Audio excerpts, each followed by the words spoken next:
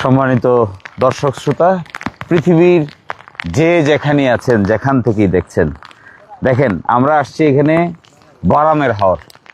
ওদিকে আছে দল কাদিরপুর, এদিকে হলো দিরাই। এবং এখানে এই হাওরে এসে পুরা হাওরে মানুষ জমি কাটতে পারেনি। এবং এইভাবে সোনালী ধান তলিয়ে যাচ্ছে। শুধু এখানে না, এটা তলিয়ে যাচ্ছে তাপ্তির হাওরে, তলিয়ে যাচ্ছে কুলুঞ্জের বিভিন্ন হাওরে, তলিয়ে যাচ্ছে রফিনগরের হাওরে, করিমপুরের হাওরে, সব জায়গায়। দেখেন এগুলো, এই ধান যারা কাটছে, এটা কাইটে আরো মহাবিপদে পড়ছে। রাস্তার ভিতরে অনেক ধান দেখা গেছে যে কাটছে, কিন্তু এটা বিপদের মধ্যে আছে, এগুলো আর নিতে চায় না, কেউ তুলতেও চায় না। এবং এই ধান নিয়ে এমন বিপদে পড়ছে মানুষ। দেখেন এগুলো দেখে, ভিডিও দেখে, ফেসবুক পোস্ট দেখে সবাই অবহিত হয়েছেন, কিন্তু করবেন কি এখন? এটাই হলো মূল ইস্যু। কাজটা কি? আমরা এখানে না হয় এই কৃষকরা বৃষ্টিতে ভিজতেছে, নদীতে পানিতে ভিজতেছে, বাচ্চারা স্কুলে যেতে পারতেছে না, এসএসসি পরীক্ষা শুরু হয়ে গেছে। আমার মনে হয় প্রাথমিক কাজ করা উচিত সরকারের, এটাকে দুর্গত এলাকা ঘোষণা করা। কৃষি দুর্গত, কোথাও যায় না, বৃষ্টির পানি যেতে পারে না, চতুর্দিকে বাদ দিছে। একবার প্রতি বছরই বাদ দিছে, বাদ দিয়ে দিয়ে দিয়ে দিয়ে এই অবস্থা করেছে, বিভিন্ন সরকারের আমলে করেছে। এখন যদি এগুলোকে নিয়ে সমন্বিত পরিকল্পনা না করা হয়, এই সমন্বিত পরিকল্পনা কোথায় করবেন? এই সমন্বিত পরিকল্পনা ঢাকায় বসে করবেন, বড় করে করবেন।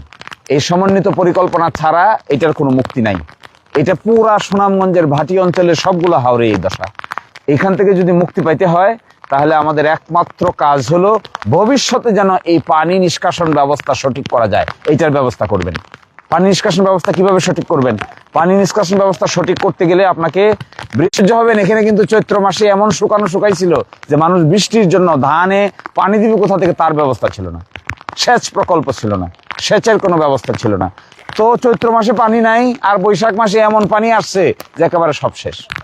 তো এই জন্য আমি আপনাদেরকে অনুরোধ করতে চাই, এগুলার একদিনের কোনো সমাধান দরকার নাই। একবার গেছে তো গেছেই, মানুষ কান্নাকাটি করে বসে থাকবে। কি করবে মানুষ? খাবে কি? যাবে কোথায়? কার কাছে যাবে? কার কাছ থেকে চাইবে? কিন্তু তাদের জীবন চলে যাবে সাহায্য সহযোগিতা করে। কিন্তু ভবিষ্যৎ, পরের বছর, তারপরের বছর, তারপরের বছর, এগুলো যদি মুক্তি দিতে না পারেন, তাহলে এখানে এসে সরকারের দায়িত্ব পালন হবে না। সরকারের দায়িত্ব পালন করতে গেলে মেগা প্রকল্প লাগবে, মেগা প্রকল্প। এই মেগা প্রকল্প এইভাবে 2, 4, 10 কোটি 20 কোটি টাকার বিষয় নয়। মেগা প্রকল্প প্রয়োজন হলে 500, 1000 কোটি টাকার প্রকল্প লাগবে।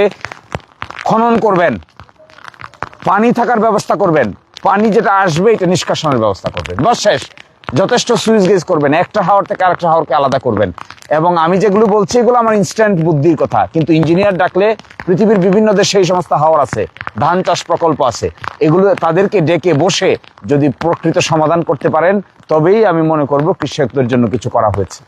আর যদি তা করতে না পারি, তাহলে বছরের পর বছর এগুলা ঘটবে, আর আমরা শুধু দেখব, আমাদের কৃষকরা কানবে। কি যে টেনশন আমি দেখলাম, এই যে একটু আগে দেখেন সিএনজি যাচ্ছে, সিএনজি উল্টায় পড়ে যাচ্ছে, মোটরসাইকেল কি রিস্ক করে যাচ্ছে। এই সমস্ত জায়গা থেকে একটু মুক্তির ব্যবস্থা করতে হবে আমাদেরকে। এটা একক কোনো ব্যক্তির দায়িত্ব না, এটা সরকার একাও পারবে না, সমন্বিত প্রকল্প নিতে হবে। সমন্বিত প্রকল্পের ভিত্তিতে যদি এই কাজ করা যায়, তবেই কিছুটা মুক্তি পাওয়া যাবে। অন্যথায় এই দিরাইশাল্লা, সুনামগঞ্জ, ভাটি অঞ্চল, কিশোরগঞ্জের এক অঞ্চল, নেত্রকোনার এক অঞ্চল এবং সিলেটের এক অঞ্চলের কোনো মুক্তি নাই। সকলে মিলে চলেন, মাতৃভূমির জন্য কিছুটা কাজ করি আমরা। এখানে দোষারোপের বিষয় না, কেউ কাউকে দোষারোপ করবে না, কিন্তু সকলেই চেষ্টা করে এই কাজগুলোর দিকে নজর দিতে হবে। তো আমি আজকে এই জন্য আসলাম এখানে।